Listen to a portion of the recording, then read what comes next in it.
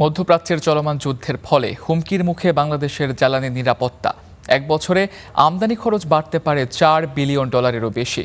এই অবস্থায় জ্বালানি আমদানির বিকল্প উৎস ও নিজস্ব গ্যাস উত্তোলন বাড়ানোর পরামর্শ বিশেষজ্ঞদের। বিস্তারিত মাজহার মাহবুবের রিপোর্টে।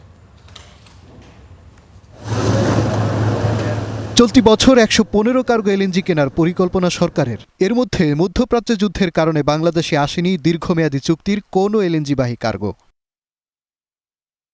তবে মার্চ মাসের টেন্ডারে 2 কার্গো এলএনজি এসেছে খোলাবাজার থেকে।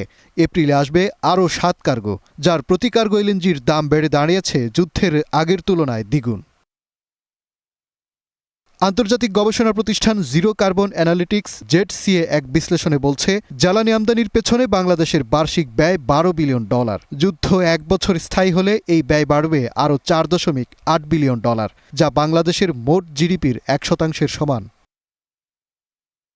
জ্বালানি বিশেষজ্ঞরা মনে করছেন, অতিরিক্ত ব্যয় কমিয়ে আনতে দীর্ঘমেয়াদী চুক্তি করতে হবে একাধিক দেশের সঙ্গে। দেশে বাড়াতে হবে গ্যাস অনুসন্ধানও। রাশিয়া থেকে 3 মিলিয়ন মেট্রিক টনের একটা অফার মনে হয় পেয়েছে এলএনজির। রুশকেম অ্যালায়েন্স, নোভাটেক, এই আপনার বাপেক্স, বিজিএফসিএল, এজিএফএল, আর হচ্ছে আমাদের আইওসি, শেভরন, নাইকো। এগুলা প্রাইস পার এসসিএম এ ধরেন এভারেজে $4 পড়ে উৎপাদন ব্যয়। আর এলএনজি পার এসসিএম এখন যদি $12 পার এমএমবিটি হয়, সে জায়গায় $80 পড়তেছে। আর $20 হলে সেটা তো $150 উপর পড়তেছে পার এসসিএম। তাই তাৎক্ষণিক সমাধানে অপচয় রোধ ও অনিয়ম বন্ধের পরামর্শ বিশেষজ্ঞদের। সরকার যে সার্ভিস দেয়, যা ব্যয় হয় তার থেকে বেশি মুনাফা সহ জনগণের কাছ থেকে নেয়।